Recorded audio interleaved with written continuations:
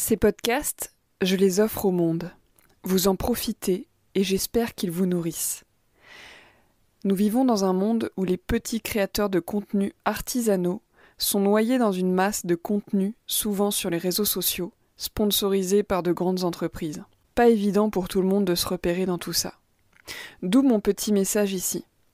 J'ai besoin de vous pour continuer ce travail, et chaque contribution compte, même Rikiki. Vous pouvez aussi m'envoyer des noix ou des noisettes par la poste. J'adore ça. Pour me faire un don, vous pouvez passer par mon compte Tipeee ou par un virement simple. Certaines personnes m'ont déjà demandé mon IBAN pour pouvoir me faire un virement sans avoir à créer de compte Tipeee.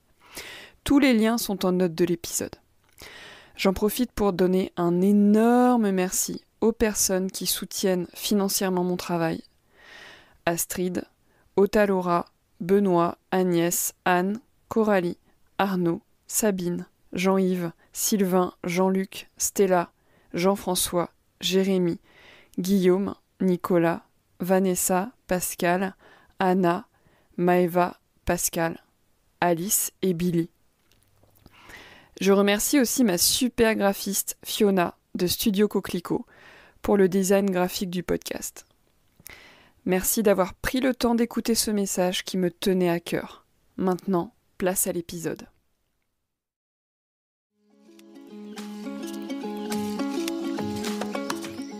Donc en fait le site, il y a énormément de très vieux arbres, mais la grosse problématique c'est qu'il y a peu de renouvellement, parce qu'il y a beaucoup de haies qui n'ont pas été entretenues.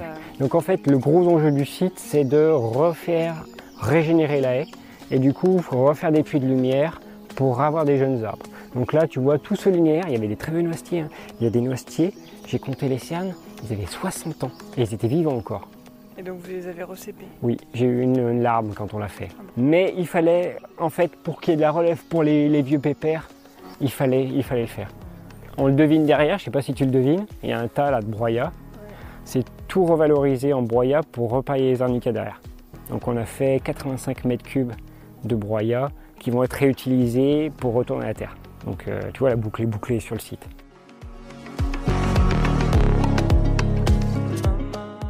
Au début du XXe siècle, la taille moyenne d'une exploitation, enfin d'une ferme, c'était 4 hectares.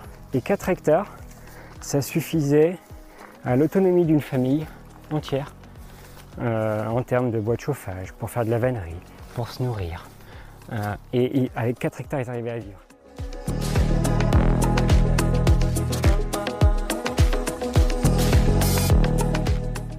Dans les précédents épisodes, vous rencontriez Sylvain, paysan écologue, cultivant l'arnica dans la petite région des Combrailles en Auvergne. Nous échangions sous le tilleul de 400 ans, un ancêtre qui a généré en Sylvain l'élan d'entamer une démarche pour classer le site. Nous visitions aussi la pépinière où naissent les petits arnicas. Dans cet épisode, nous nous promenons dans les différents espaces de la ferme. Les mares, les autres vieux ancêtres, les parcelles d'arnica, les pelouses calcaires, les noisetiers recépés et rajeunis, autant de milieux qui contribuent à la richesse faunistique et floristique de la ferme.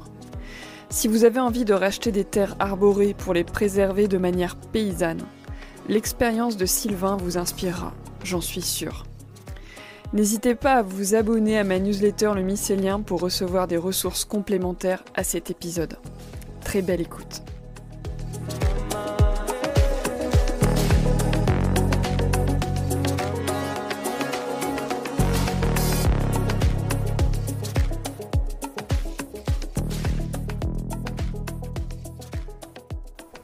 Mais tu vois, l'avantage de ce site, c'est que c'est encore un des rares sites dans le coin à cette époque où il y a de la vie, enfin quelque part il y a de la vie. Ouais. Pourquoi? Parce que il n'a pas été pâturé du tout. Tout autour, c'est quasiment tout fauché ou pâturé. Donc en fait, quand tu as encore de la ressource, tu vois, tu as encore des chardons-fleurs, il y a encore des centaurées, enfin voilà. Là, on entend les orthoptères, on entend les criquets et tout. Les criquets, souvent, c'est un très bon indicateur des différentes de strates. Enfin, il y a des espèces notamment qui sont un très bon indicateur des différentes de strates dans une prairie. Ça montre que la diversité encore, et du coup, tu as un potentiel d'accueil qui est énorme. On va voir la mare. Ouais. Donc là, tu vois, la première mare. Alors ça, Oula. c'est ragondin. Donc cette mare, en fait, c'est une source Ok. qui tarit jamais.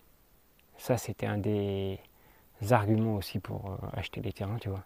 Parce que l'eau, ouais, sans eau, l'Arnica, moi, quand même un peu compliqué. Donc voilà. Donc cette mare, on l'a restaurée l'hiver dernier. Là, il faut imaginer, il n'y avait qu'un tiers d'eau. Ouais. Tout le reste était envasé. Ouais. Donc là, on a tout recuré. Ouais. Voilà. Et donc là, elle coule, alors, tu vois, en ce moment. Et alors là, il faut imaginer, enfin, il y avait rien. Enfin, je veux dire, quand on a recuré, il n'y avait plus rien. La capacité de recolonisation de la nature, c'est une vitesse phénoménale, quoi. Là, ça c'était tout végétalisé. Bon, les libellules sont revenues plein pot. Enfin voilà, c'est. Et moi j'aime bien le cadre, tu vois, de cette mare est super, je trouve, avec des vieux saules. Tu vois, là-bas il y a un saule marceau, et saule marceau il fait cette taille, quoi. Au printemps, quand c'est en fleurs, les bourdons, mais c'est blindé de bourdons, tu vois, donc c'est juste génial. Enfin, tu vois, c'est. Celui-ci, c'est une expérience. Je l'ai mis en tétard. Parce qu'en plus, là, on a fait venir une pelle ici pour curer. Je n'ai pas fait ça à la main. Hein. Et du coup, il dérangeait. Donc je me suis dit, mais on va pas le supprimer. Je voulais pas le supprimer, l'arbre. Donc du coup, on l'a mis en tétard. Donc là, apparemment, bon, Il a l'air bien. ouais, je vais couper les rejets du bas parce que les tétards, voilà, c'est ça, faut vraiment garder que les rejets de tête. Et au-dessous, du coup, on a fait creuser. Alors là, c'est de toutes pièces, une deuxième mare. Donc là, l'idée, c'est de faire un bassin d'irrigation pour l'Arnica, qui est alimenté par celle-ci, par celle du haut. Et il y a une autre source. En fait, il y a deux sources côte à côte. Donc il est alimenté par deux sources. Alors pour l'instant, c'est un problème, cette mare, parce qu'elle n'est pas étanche. J'ai un problème d'étanchéité. Ben, moi, j'aimerais bien ramener de l'argile, mais en discutant avec pas mal de collègues et d'autres personnes qui ont fait l'expérience, l'argile, c'est pas toujours concluant, quoi. Donc les gens me conseillent de la bâche plastique. J'avoue que ça me satisfait pas trop. Surtout déjà, c'est du plastique, et en plus, un gros investissement. Donc là, t'imagines, là, on a viré quoi, il y avait des endroits, il y avait jusqu'à 2 mètres de terre. Donc là, on a vraiment creusé un trou tout le long, quoi. Il n'y avait rien au début, mais là, la vie partout, quoi. Tu as pas mal de grenouilles, on a vu du triton palmé, plusieurs espèces de libellules, dont je ne connais pas forcément le nom, mais voilà, il y a plusieurs espèces. Et ce qui est intéressant, c'est que sur ces mares où j'ai un battement, parce que du fait du problème d'étanchéité aussi, là, tu vois toute cette bande-là, on appelle ça des végétations de vase exondé. Donc tu as des espèces un peu annuelles où c'est propre à ces endroits-là où tu peux avoir des espèces rares, quoi. Et même j'ai vu une plante à l'état végétatif là-bas, je vais attendre la fin de la saison d'été. Ça, c'est une libellule déprimée, ça. Ah ouais? Ouais. Il faut qu'elle prenne des antidépresseurs. Ouais, c'est ça. Voilà, donc tu vois, là t'imagines, là c'était tout à nu, pas de végétation, là ça s'est recolonisé, il y a déjà la vie. J'ai vu ça? Les libellules déprimées? Bah ouais. C'est un truc, on dirait un espèce de bourdon bizarre. Non, ouais, c'est. Alors, il y a un dimorphisme entre les deux, entre le mâle et la femelle, il y en a un qui est orange et l'autre bleu, je sais plus. Ça, c'est une demoiselle? Oui. Donc là, c'est ma mégabassine. C'est ma mégabassine, mais. 16 hectares, non, 16 mètres carrés. Mais en fait, elle joue le rôle d'accueil de la biodiversité en plus, quoi. Quand ça sera étanche, je veux dire, l'exutoire, ça, je veux dire, le trop-plein repart à la nature, tu vois. C'est pas un stockage pour un stockage. Bah, évidemment. Voilà. Alors ici, ça se voit pas, tu le vois pas, mais tu le devines. Tu as vu les rejets de noisetier? Là et là. En fait, tout ça, c'est une haie. Cet hiver, on a travaillé sur du recépage de noisetier. Okay. Parce qu'en fait, un des enjeux du site, donc, comme je t'ai dit tout à l'heure, c'est la trame de vieux bois. Et une trame de vieux bois, ça se gère dans l'espace et dans le temps. Donc en fait, le site, il y a énormément de très vieux arbres. Mais la grosse problématique, c'est qu'il y a peu de renouvellement. Il y a peu de jeunes. Parce qu'il y a beaucoup de haies qui n'ont pas été entretenues. Donc en fait, le gros enjeu du site, c'est de régénérer la haie. Et du coup, refaire des puits de lumière pour avoir des jeunes arbres. Donc là, tu vois, tout ce linéaire, il y avait des très vieux noisetiers. Hein. Il y a des noisetiers, j'ai compté les cernes, ils avaient 60 ans. Et ils étaient vivants encore. Et donc vous les avez recépés? Oui, j'ai eu une larme quand on l'a fait. Ah bah je comprends. Mais c'est pour l'avenir. Là, cette haie, avec ces vieux noisetiers, ils étaient magnifiques. Ils faisaient 10-15 mètres de haut. Ils débordaient, là, tu vois, là, ils débordaient sur 10 mètres, quoi. Mais il fallait, en fait, pour qu'il y ait de la relève pour les vieux pépères, il fallait le faire. On le devine derrière, je ne sais pas si tu le devines, il y a un tas là de broyat. Ouais. C'est tout revalorisé en broyat pour repailler les arnicas derrière. Donc on a fait 85 mètres cubes de broyat qui vont être réutilisés pour retourner à la terre. Donc tu vois, la boucle est bouclée sur le site.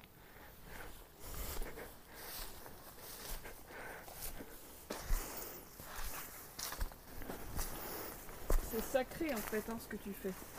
Il y a vraiment le mot sacré qui me vient, quoi, parce que il y a vraiment cette idée de cycle qui sont maintenus et l'humain devient le jardinier des espaces, quoi.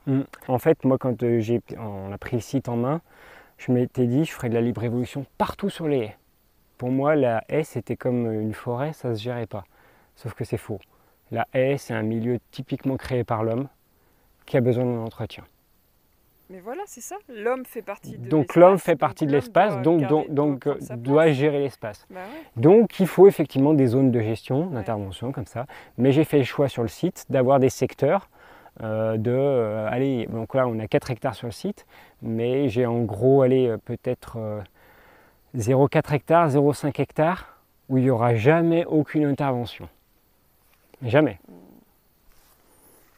Donc là, on arrive sur la parcelle d'arnica. C'est ça. Alors sur une des parcelles d'arnica, il y en a 2 pour l'instant et à terme, il y en aura 3. Donc là, tu vois la clôture pour les sangliers. Donc je l'ai entretenu hier parce que c'était infernal. Donc là, tu vois, j'ai les planches. Alors en gros, comment j'ai fonctionné? Donc j'ai tout tondu à ras au départ et j'ai paillé mes planches. Donc l'été dernier. Donc là, t'as pas travaillé tes planches? Si. Zéro travail du sol. En fait, je travaille en sol vivant. D'accord, donc tu as paillé l'été dernier. Oui. Et ça s'est décomposé. Et ça a travaillé pendant 1 an. En désherbant, voilà, en mettant la main dans mes planches, tu vois que ça a travaillé énormément, quoi. Et là, je crois que c'est, si je dis pas de bêtises, en agriculture, dans les cultures, on va dire classiques, on a 150 kg de vers de terre par hectare. Dans une prairie, du pire. Ouais, dans une prairie, c'est 4 à 5 tonnes, je crois. Ouais. Voilà. Là, sur les planches, je pense qu'on est à plus que 4 à 5 tonnes, parce que rien que des fois, sur à peine 10 cm², mais tu as des dizaines de vers de terre, quoi. Et bon, il y a des vers de terre, mais je te passe tout le reste de la vie. Il y a tous les auxiliaires, tu vois, les carabes. Là, c'est blindé de carabes. Donc les carabes, c'est super parce que pour les limaces, tu vois, moi, l'arnica, il est adoré par les limaces. Les carabes, c'est les prédateurs des limaces. Bah voilà, tout l'intérêt, c'est d'avoir des équilibres naturels. Je garde des passe-pieds qui sont enherbés, donc ça fait aussi de la nourriture pour les limaces. Ça permet d'avoir des microclimats. Donc voilà, c'est l'idée, c'est aussi observer un peu ce qui se passe, quoi. Donc, en fait, quand tu les vois de loin comme ça, les planches, ça fait peur. Moi, quand j'arrive, des fois, je les vois de loin, je fais putain, il y a du gros, ça me déprime et tout. Mais en fait, les arnicas sont bien dedans pour l'instant, avec les grosses chaleurs. Donc là, bon, par contre, là, il y a des planches là-bas, effectivement, voilà, il va falloir que je m'y mette bientôt, mais on n'est encore pas à l'abri de grosses chaleurs, donc j'attends un peu, quoi. Ok, t'attends un peu. J'attends un peu. Et tu vois, celles-ci, je les ai désherbées entièrement, et tu vois, il n'y a pas une bande pareille, hein. Et j'ai recouvert avec la fougère règle, parce que j'ai vu qu'en plein soleil, ils avaient du mal. Magnifique tas de broyat. Fais attention à ne pas prendre le jus, ouais. Bon, par contre, tout ça, ça va être à épandre à la brouette, ça va être sympa, hein. Oui, et puis moi c'est le genre de boulot que j'adore. Non, mais moi aussi. Je viendrais te donner des coups de main de brouette sans problème. Moi aussi. Ces 2 bandes, c'était les premières que j'ai plantées cette année, là. Alors, j'ai eu un peu de casse, et puis je pense que les ratopiers dans celle-ci aussi, ils se font un peu plaisir. Ah ouais. Là, ça va un peu mieux. En fait, je me rends compte, j'ai l'impression que quand il y a de l'herbe, bah, du coup, le ratopier ne s'attaque pas trop non plus aux arnicas, tu vois. Il est aussi c'est comme les limaces. Ouais. Les moments où il y a à bouffer à côté. Donc l'idée, c'est peut-être avoir un truc un peu semi-naturel. Ouais. Là, si tu veux, on va les voir là-bas. Mais là, tu vois, là, là,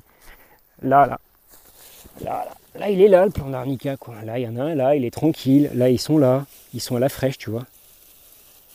Et finalement, ils n'ont pas l'air d'être dérangés par l'herbe.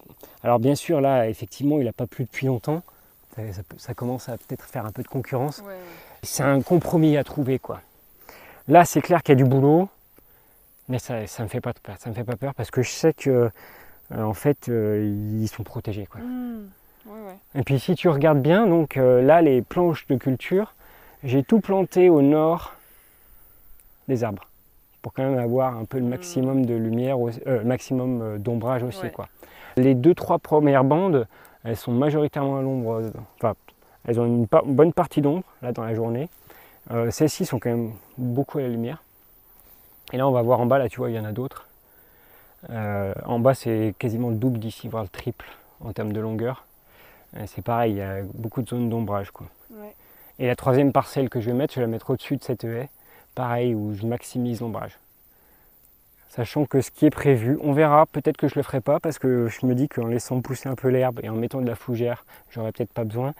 J'avais dans l'idée de mettre des sureaux sur les passe-pieds pour faire une demi-ombrage. Alors pourquoi du sureau?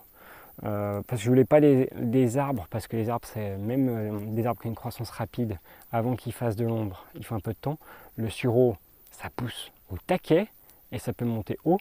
Et je peux les conduire un peu sur tige, tu vois là, et puis les recéper. Ouais, c'est ça. Et du saule, non? Le saule, je pourrais, après, je pourrais faire saule. Mais l'avantage du sureau, c'est que je peux récolter les fleurs et je peux aussi les valoriser économiquement. Ouais. Voilà. Alors après, bon, j'ai quand même un peu de perte, effectivement. Tu vois, là, j'ai les planches, il va falloir que je les complète. Voilà. Il y a plusieurs raisons. Il y a les limaces, peut-être un peu de rate au pied, mais je suis même pas sûr. Mais les limaces, elles se font plus, là, surtout, je l'ai vu en bas, là, les planches de bordure. Parce que forcément, c'est près de la haie, c'est plus frais, donc tranquille. Il n'y a pas trop les prédateurs en plus, donc voilà. Puis là, en plein soleil, du coup, les limaces, c'est un peu plus chaud, quoi. Ouais. Et tu vois, ceux-ci, là, ils sont bien, hein. Ils sont balèzes de chez balèzes. Alors ceux-ci, en fait, Le désherbage, ça marche quand même, hein. ils sont balèzes, pourquoi? Parce que je les ai plantés à l'automne. J'en ai planté 350 ici à l'automne. Tout le reste, j'ai planté ce printemps, en fait. D'accord. Et tu vois, regarde, les fougères aigles. En fait, même pas besoin d'ombrer avec, elles poussent au milieu. Et là, tu vois, ouais, du coup, tu as l'illustration, là, on a un frêne tétard qui a été mis tétard très haut. T'as vu? Ah ouais. Ouais. Et sur les terrains, il y en a beaucoup qui ont été mis à, je sais pas à quelle hauteur c'est, ça, facile, 7-8 mètres. Donc là, dans l'avenir, un des enjeux, c'est au fur et à mesure de reprendre tous ces tétards, quoi. Peut-être pas tous en même temps. Et tu vois là, celui qui est là-bas qui est mort. Enfin, il n'est pas mort, il est encore un peu en vie.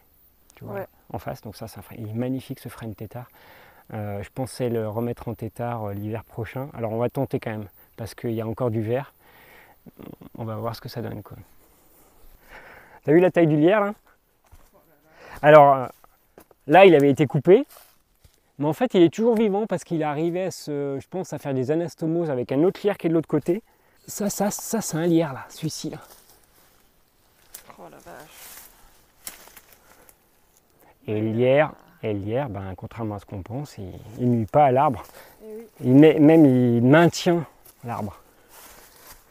Et en dessous, il y a un autre frêne là-bas qui est mort. Je pense qu'il tient que par une seule chose, grâce au lierre. Et tu vas voir. C'est un médicament de se balader ici, quoi. Oh. Donc là, le frêne est mort. Alors celui-ci, par contre, je pense qu'on va le tomber parce qu'en fait, tu as vu, j'ai les cultures là. Et il aurait même fallu que je la batte avant. Mais là, on va le tomber comme ça, ouais. Et on va le laisser faire sa vie, quoi. Du coup, quand tu viens avec une tronçonneuse, c'est pas moi. C'est pas toi. Non, c'est pas moi. Non, je te laisse faire ça, un pro. Donc là, c'est des planches que j'ai paillées cette année avec soit foin, soit paille. Donc là, tu as paille, tu vois. Et alors, j'ai planté. Alors, c'est marrant, là, j'ai mis les arnicas dans des nids. En fait, j'ai écarté. Et c'est comme si c'était dans des nids. Donc en fait, on est encore dans le microclimat. Tu vois, ça fait des poches comme ça qui gardent un peu la fraîcheur et tout. Du coup, c'est tip top. Mais tu vois, là, ils sont tranquilles dans leur petit nid. Hop, à la fraîche. Et on s'est quand même tapé des 35 jusqu'à 40 degrés ici. Et ils sont bien présents, quoi. Tu te fais jamais aider un petit peu par... Si, en fait, là, pour le désherbage, j'ai eu un jour ou deux un ami qui est venu. Ouais. Et pour la plantation, pareil, j'ai eu un jour ou deux des amis qui sont venus. Ouais, Ponctuellement, je demande. En fait, il y a des fois où je vois que ça me stresse, ouais. tu vois, et que devant tout ce que masse. j'ai, la masse, je me dis, voilà, et du coup, je demande un peu des coups de main ponctuels. Ouais, parce que là, c'est limite si on voit le bout. Il y a un des amis qui est venu m'aider là, qui me donne un super conseil. Je lui dis, mais j'ai trop bien fait de te dire de venir. En gros, il m'a dit, Sylvain, là, tu vois tes planches, elles sont trop longues. Psychologiquement, oui, c'est galère. Il me fait, moi, je serais toi, je coupe en deux. Comme ça, au moins, déjà, tu vois le bout, quoi. Ouais. Et en plus, c'est pas bête du tout ce qu'il m'a dit, parce que si tu veux, toute la première partie, elle est à l'ombre une majorité de la journée, parce que tu as vu, tu as tous les ombres aux alentours. Et en fait, la deuxième partie, elle est pas mal au soleil. Et ça, en termes d'irrigation, je peux avoir deux irrigations différentes, du coup, en fonction du contexte. Là, une première partie pas trop irriguée, et là-bas, au bout, je fais un deuxième système d'irrigation avec un peu plus d'eau. Et donc là, tu vas irriguer quand alors? L'idée, de toute façon, là, il va falloir que je demande un peu de subvention. Ouais, parce que pour l'instant, il est arrosé naturellement. Cette année, vu que le bassin n'était pas étanche, que j'avais pas encore la somme pour l'irrigation, je suis parti sur pas d'irrigation. Sachant que ce que j'ai pas dit tout à l'heure, qui est très important sur ce site, c'est qu'on est à 500 mètres d'altitude, donc naturellement pas très favorable pour l'arnica. Par contre, donc il y a les sources en amont, donc là, si tu veux, la source, elle se perd en dessous. Mais le sol, ici, il est globalement frais. Quand tu regardes les photographies aériennes anciennes, en période d'été, les côtes sont toutes pelées jaunes, là c'est toujours vert. Donc déjà ça c'est important. Il y a aussi le fait qu'il y ait des arbres, donc j'ai planté au nord des haies, et le fait que ce site-là soit en exposition ouest-nord-ouest, donc là on a 4 hectares de site, mais 2 hectares de haies. Donc en fait tu as un microclimat global qui est hyper favorable. En fait, j'ai calculé qu'en gros, on est à 500 mètres en exposition à peu près nord, et ça équivaut à une exposition à 700 mètres d'altitude. En comparaison, tu vois. Donc voilà. Donc, en fait, quand là-haut il fait chaud et sec, ici quand je suis venu des jours, il faisait 35 degrés en pleine journée, à 13 h, tu as encore de la rosée. J'ai même des gens qui m'ont dit, mais tu es sûr que tu as besoin d'irriguer?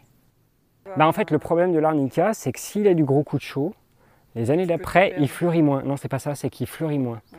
Donc il faut peut-être quand même que j'ai un peu d'eau pour assurer aussi de la production derrière, tu vois. Ok, donc tu vas faire du goutte à goutte, tu vas faire goutte à goutte, ouais. Okay. Goutte à goutte. Là, il y a, je sais pas combien de linéaires de goutte à goutte.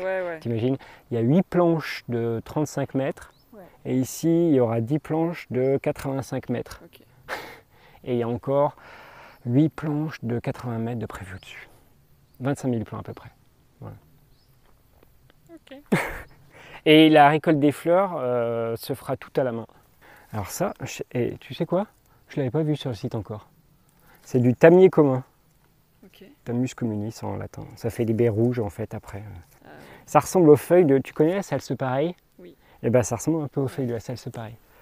Dans ma newsletter, je propose aux gens qui le souhaitent de partager des annonces pour des chantiers participatifs. Ok, peut-être pourquoi pas. De toute façon, là, je vais avoir un chantier. Là. Donc là, tu vois, j'ai planté jusqu'ici. Alors après, il faudra que je finisse de pailler. J'ai encore 3 bandes à pailler, là, cet automne. Il faut que je paille tout le reste aussi. Là. Donc le paysan, il m'a amené tout le foin, là, et la paille. Et donc, j'ai tout ça à planter encore. Donc là, j'en ai planté. Ici, il y en a 3200. Et il faut que j'en plante environ... il m'en reste 4000 à planter encore à l'automne. Mais ça prend plus de temps. Enfin voilà, moi j'ai discuté pas mal avec des gens qui ont cultivé l'arnica et tout. Les gars, quand ils me disaient, moi j'arrive à planter jusqu'à 2000-3000 plants dans la journée, moi je suis pas à 2000-3000 plants. Parce que les gars, en fait, ils travaillent sur des sols qui sont travaillés. Oui, c'est ça. Meubles et tout. Ils vont limite, en plus des fois au plantoir. Oui. Moi là, si je suis à 500 plants sur une matinée, je suis content. Et là, tu vois, on passe dans un milieu, alors ça se perçoit pas trop comme ça, et puis ici, c'est vraiment fragmentaire. C'est un milieu, un des autres enjeux du site, c'est des prairies pelouses maigres, diversifiées en espèces botaniques. J'ai fait un relevé phytosociologique, parce que je suis botaniste, mais aussi phytosociologue. Je préfère même la phytosociologie. La compréhension des communautés végétales, pour moi, c'est la clé, en fait. Et j'ai fait un relevé phytosociologique au-dessus, là, sur une zone, tu vois, d'à peine 10 mètres carrés. j'avais 45 espèces végétales sur 10 mètres carrés. Quand tout ça c'est en fleurs, tu verrais les nuées de papillons qu'il y a ici, c'est splendide. Du coup, c'est un des autres enjeux du site, donc il y a la trame de vieux bois, mais il y a aussi ces milieux maigres qui ont un enjeu en termes de moi. Voilà, généralement, j'ai aussi tendance à sensibiliser sur l'aspect pollinisation. Parce que les pollinisateurs sauvages, quelque part, même si j'aime pas la notion de service, ils rendent un service hyper important à l'humanité. C'est rien qu'en tant que tel, ils sont hyper importants, quoi. On peut parler de service à partir du moment où on les considère déjà en tant que tels, quoi. Oui. Là, tu as le 3e tilleul là, qui est tombé. Wow. Donc en fait, il est tombé pourquoi? Parce que donc déjà, il a une prise au vent phénoménale, mais c'est surtout qu'en fait, il avait des champignons, mais qu'il avait bouffé sur quasiment toute sa hauteur, quoi. Donc il était très fragilisé. Ouais. Il faisait 35 mètres d'eau. Mais tu vois, ça là, l'arbre qu'on voit là, c'est lui, hein. Ouais. Il est encore là. Ouais. Pour finir sur ces planches, donc c'est paillé, et l'idée c'est d'amener le broyat en plus par-dessus. Mais avant, je vais mettre les rampes d'irrigation, et après le broyat par-dessus. Et donc là, ici, tout ici, ça se voit pas là. T'entends? De l'eau? Ouais, en fait il y a un ruisseau là. Okay. Donc on a une portion de 70 mètres de ruisseau. C'est ça qui est trop cool ici, c'est qu'en fait sur 4 hectares, on a tout. Des haies, presque assimilées à une forêt, on a des prairies, on a des mares, on a un ruisseau, on a des zones humides, on a en fait un concentré de bocage sur 4 hectares. Et c'est ça que je veux mettre en valeur, tu vois. Un troupeau? T'as vu comme ça va vite la colonisation. Ouais, surtout une année comme celle-ci où on a eu énormément d'eau. Ouais. Une ronce, personne ne se rend compte de la dynamique d'une ronce. Une ronce, ça peut pousser de 4 à 5 mètres par an. Enfin, moi j'ai vu des ronces, là j'ai rebroyé, tu fais non mais c'est pas possible. Oui, c'est une ronce, ça va à 10 mètres de profondeur. Ouais, ouais. Donc ça a des réserves exceptionnelles. Ouais. Donc effectivement, l'idée c'est que c'est garder ces milieux semi-ouverts. Pas que ça soit, que tu vois, que les fougères et les ronces, ça soit complètement maîtrisé, qu'il n'y en ait plus, mais que ça soit quelque chose... De toute façon, la clé pour la biodiversité, c'est d'avoir une mosaïque de milieu. Bah oui. Donc, dès que tu as une mosaïque, dès que tu as des strates, bah, tu as le maximum de biodiversité. Mais moi, j'imagine très bien, j'ai quand même interviewé pas mal de gens, mine de rien, et des éleveurs et éleveuses surtout qui font voyager leurs troupeaux dans le paysage. Notamment Astrid qui est en Corrèze, pas si loin que ça. Elle a démarré avec un tout petit troupeau de 4 vaches. Puis elle avait. Ah oui, c'est pas énorme. Et en fait, elle apprend au fur et à mesure, donc son troupeau grandit avec les naissances. Et en fait, elle suit. En fait, elle a clôturé certains espaces, mais le troupeau a quand même beaucoup de place. Elle ne fait pas du pâturage tournant dynamique parce qu'elle dit que si on fait du pâturage tournant dynamique, les animaux passent leur temps à brouter et en fait, ils prennent pas le temps juste d'observer et d'aller chercher la plante dont ils ont besoin. C'est super intéressant et elle dit qu'en fait, elle suit les animaux qui vont ouvrir des chemins.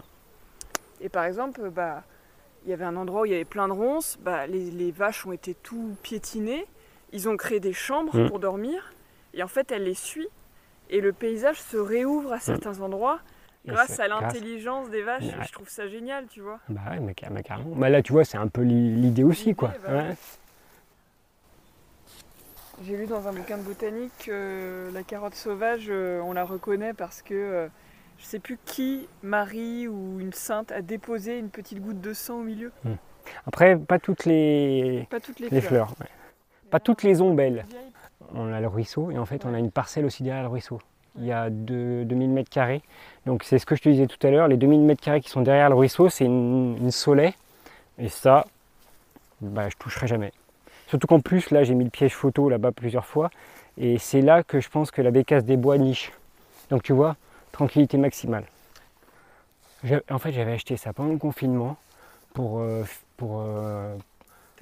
m'amuser avec les filles, tu vois. Ouais. Mais c'est génial comme truc. Ah ouais. T'es comme un gamin, quoi. Tu poses le truc et puis quand tu viens, t'as hâte de voir ce qu'il y a.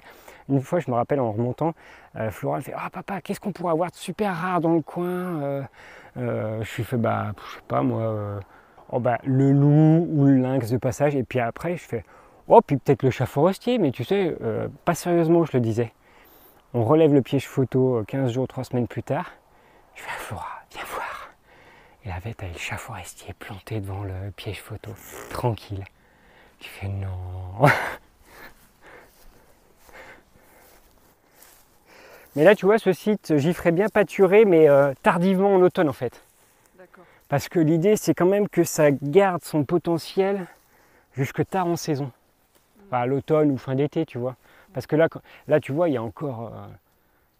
ça foisonne, quoi. Oui, Donc, oui. et le problème des... Enfin, le problème, c'est pas un problème, mais les troupeaux, c'est que généralement, ça t'uniformise tout d'un coup. Ouais. Tu vois. Bon, alors après... Si c'est un petit troupeau, non. Oui, non. Et puis en plus, tu vois, la topographie est suffisamment hétérogène, les milieux sont suffisamment hétérogènes pour que ça crée de l'hétérogénéité. En fait, c'est un peu sans fin. T'as 4 hectares, mais t'as jamais l'impression de... Et des lieux, Tu découvres tout. Ouais, c'est ça. Ouais. C'est ça qui est cool ici. Ouais. Alors par contre, il y a un truc, je suis déçu, j'ai jamais trouvé de terrier de blaireau ou de renard. J'espère que ça arrivera, mais sur le site même, il n'y en a pas pour l'instant. Ouais, ça pousse vite quand même. Merci Laro, de Mycorrhizae. Ouais, et puis la ronce, c'est le berceau du chêne. Hein. Un renard qui bouffe des ronces, qui se fait une goinfrée de ronces, il peut semer 3000 graines avec un caca. Ouais, et son taux de germination, il est multiplié par 2 en passant à travers le tube digestif. En fait, en substance, c'est ce que je disais hier. La petite fille, tu sais que je te parlais de la bardane. Ouais.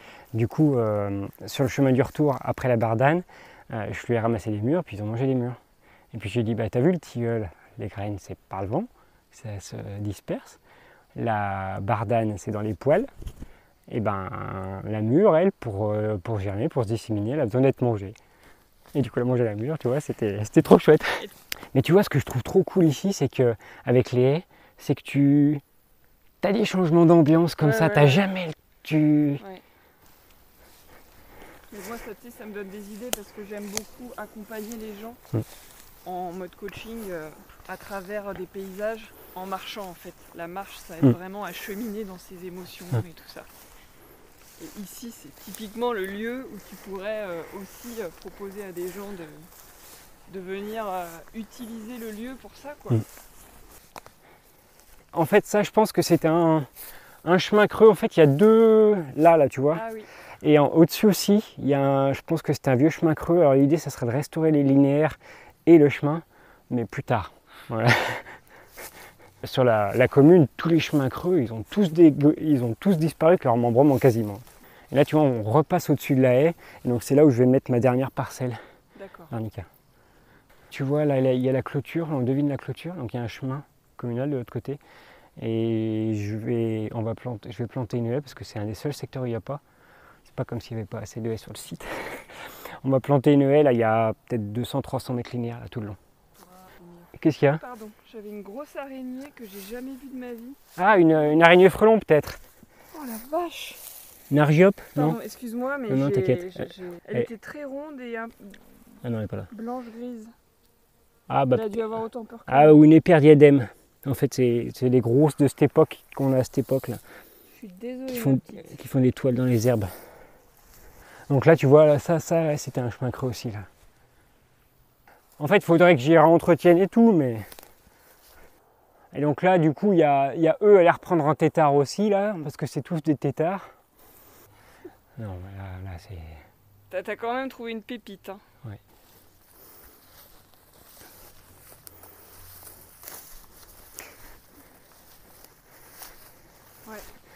Tu vois, on rentre sur ces terrains, c'est vrai que n'importe qui, peut-être pas n'importe qui, mais voilà, les gens, quand ils arrivent, voient des ronces, des orties, des fougères, de l'herbe haute.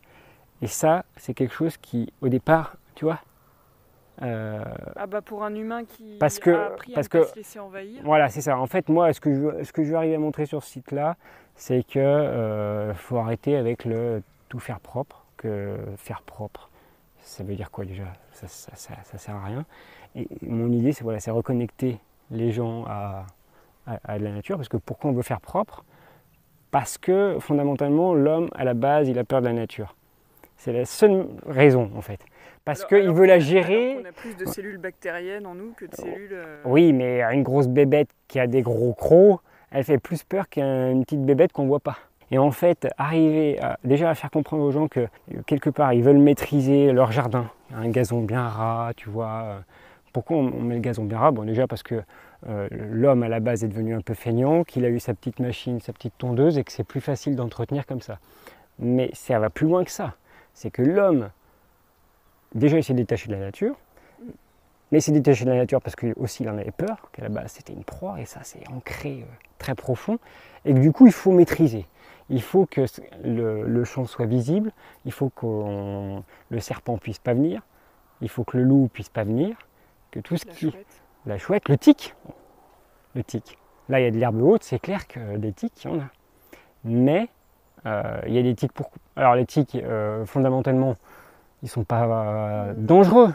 Ils ont la maladie. Alors la maladie, c'est quoi déjà? C'est la... Lyme. Oui, la Lyme. Enfin, je retrouve le nom scientifique, mais... Pourquoi il y a beaucoup de... oui. Pourquoi il y a beaucoup de maladies de Lyme? À cause de l'humain? Oui, et pourquoi? Parce qu'on tue trop de renards. Oui, c'est ça. Et les renards, ils régulent les rongeurs. Ouais. Donc forcément, tu crées un déséquilibre. Alors bien sûr, il y en aurait de la maladie, mais moins que ce qu'on a. En fait, c'est ça, c'est la compréhension du fonctionnement écologique. Oui, et puis du coup, le bout, c'est accepter la mort. Oui. Puisqu'au final, il se peut qu'on meure en chopant Oui. une maladie. Oui. Après, l'idée, c'est quand même cet environnement. Bon, en effet, on s'y balade, on chope des tiques sur les jambes. Potentiellement, ça c'est un grain de beauté, ça va. Et qu'on fasse attention, tu vois. Mais il y a très peu de risques de mourir là-dedans, quoi.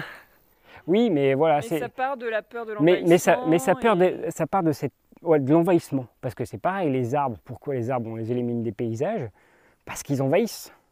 Ils envahissent naturellement. Un arbre, il pousse en largeur, il pousse en hauteur, donc il prend de la place sur l'humain. Il va casser des rétroviseurs de gros tracteurs à je ne sais pas combien de milliers d'euros, donc forcément ça coûte cher en réparation. Donc l'arbre il dégage. Et puis si l'arbre il dégage, c'est bien parce que du coup, il ne crée pas des corridors pour le loup qui peut passer. En fait, il faut de la diversité. Il faut de la diversité, voilà. C'est ça. Je pense qu'il y a un potentiel médicinal au-delà de l'arnica. Là, ouais. De cueillette sauvage. Ah ouais, de cueillette sauvage, énorme. En fait, d'ailleurs, quand j'ai pris la certification bio, automatiquement on a mis tous les terrains en bio et puis moi je me suis posé la question, je me suis dit mais pourquoi on met tout en bio? Elle fait probablement vous pouvez faire de la cueillette en plus. Puis j'ai dit bah oui c'est pas bête, je n'ai pas pensé.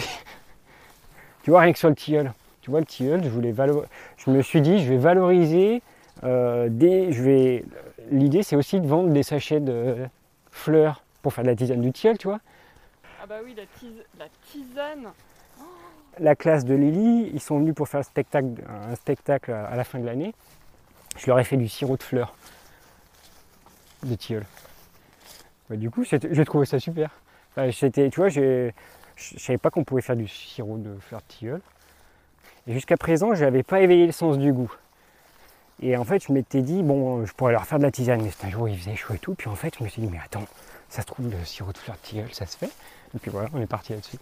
Et moi, j'avais lu un bouquin sur la haie où il disait que voilà, au début du XXe siècle, la taille moyenne d'une exploitation, enfin d'une ferme, c'était 4 hectares. Et 4 hectares, ça suffisait à l'autonomie d'une famille entière en termes de bois de chauffage, pour faire de la vannerie, pour se nourrir.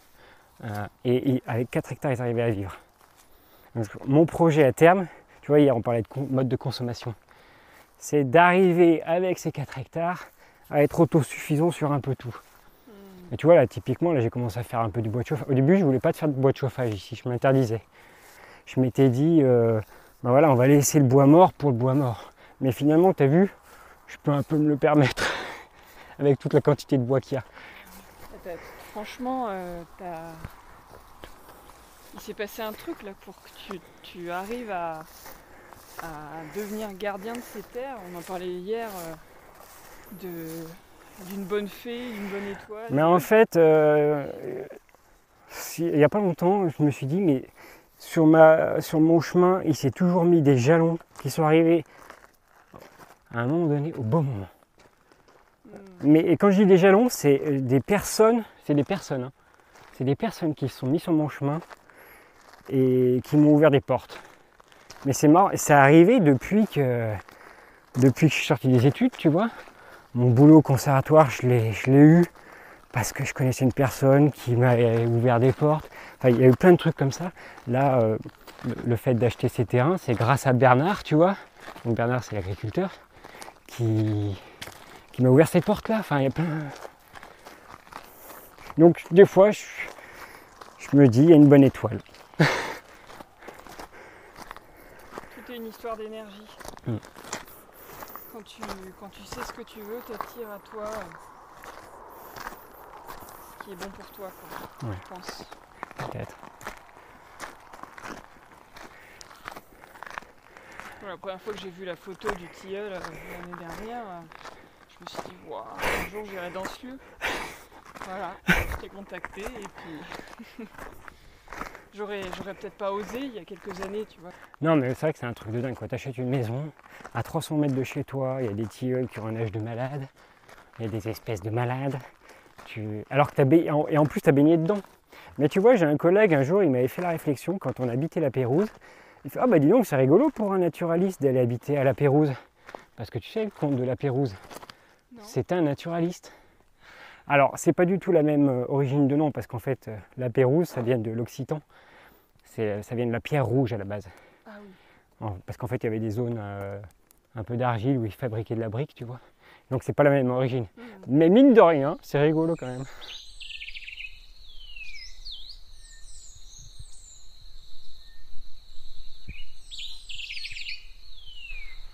Alors, comment vous sentez-vous après avoir écouté cet épisode ? Je vous invite à prendre juste un petit moment pour ressentir ce qui se passe à l'intérieur de vous.